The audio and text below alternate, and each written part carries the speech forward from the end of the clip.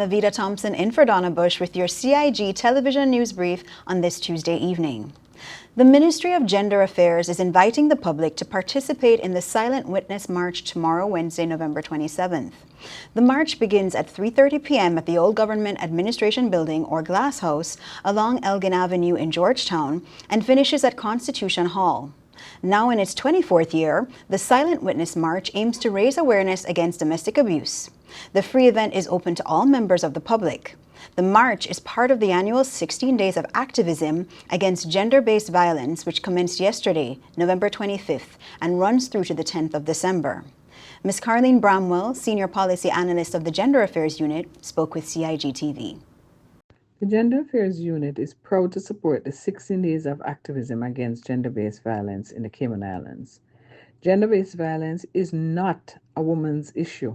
It is a community issue that affects us all.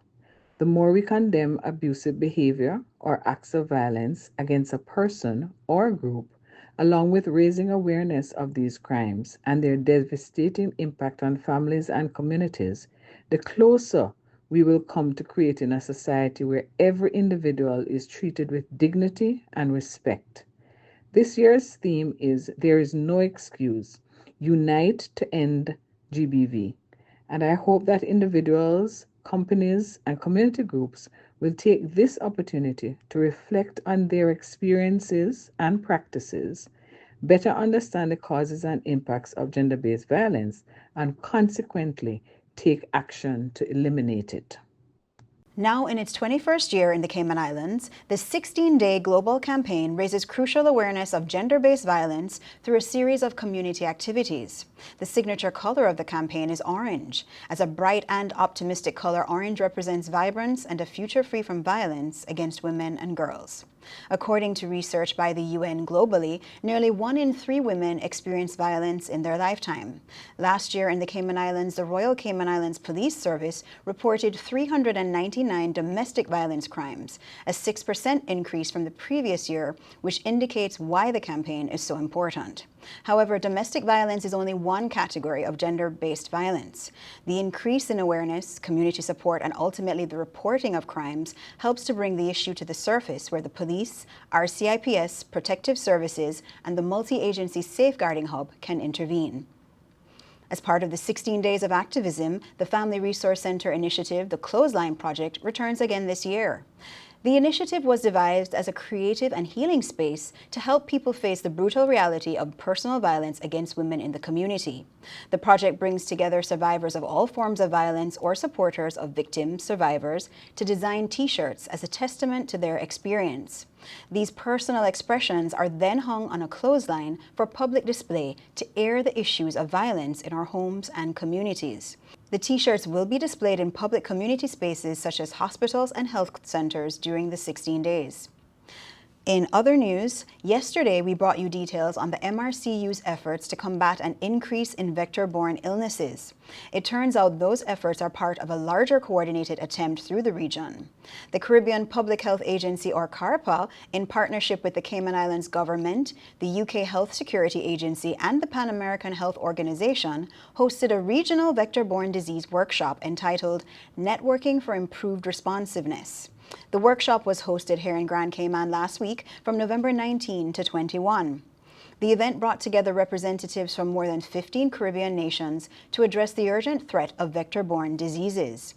With record-breaking increases in cases of dengue and other arboviral diseases globally, the workshop provided a platform for regional and international experts to address critical thematic areas such as surveillance, laboratory diagnostics, community engagement, and vector control.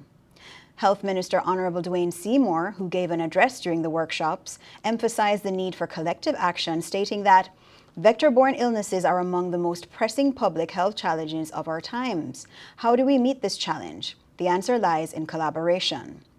Dr. Horace Cox, Director of Surveillance, Disease Prevention and Control at CARPA, highlighted the urgency of coordinated strategies to protect Caribbean populations. Meanwhile, Dr. Natalie Wright of the UK HSA acknowledged the significance of leveraging expertise across key stakeholders such as CARPA, UK HSA, PAHO, and the Cayman Islands to make this meeting possible. In alignment with the Global Arbovirus Initiative, workshop participants benefited from exchanges on strengthening vector control, enhancing innovation, and building coalitions across sectors to tackle arboviruses with epidemic potential. Opportunities were also provided to share regional perspectives.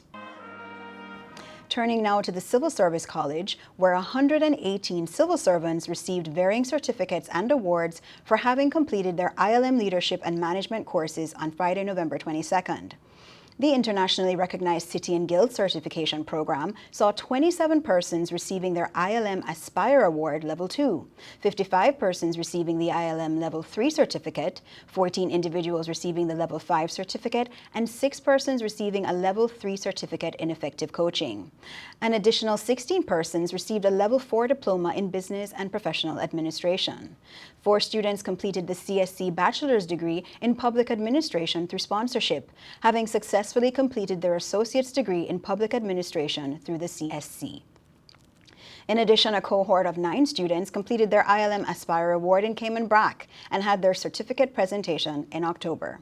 We say congratulations to all of them. Now for a look at this evening's weather. A surface trough east of Jamaica is supporting cloudiness and showers across our area today, with a gradual decrease expected through the evening. Fresh to strong northeasterly winds, along with moderate to rough seas, are expected across the Cayman area in association with a tightening pressure gradient over the northwest Caribbean. Radar images show isolated showers in and around the Cayman area moving towards the southeast. The forecast for tomorrow calls for partly cloudy with a 30% chance of showers. Seas will be moderate to rough with wave heights of 5 to 7 feet, especially along northern and eastern coasts. A small craft advisory is in effect and swells are likely along the southern and eastern coasts. Remember, for the most accurate weather information, you're encouraged to go to weather.gov.ky. That's it for this evening's news. Don't forget to like, share, and subscribe to the Cayman Island Government's YouTube channel for the most accurate local government news. I'm Lavita Thompson in for Donna Bush. Have a wonderful evening.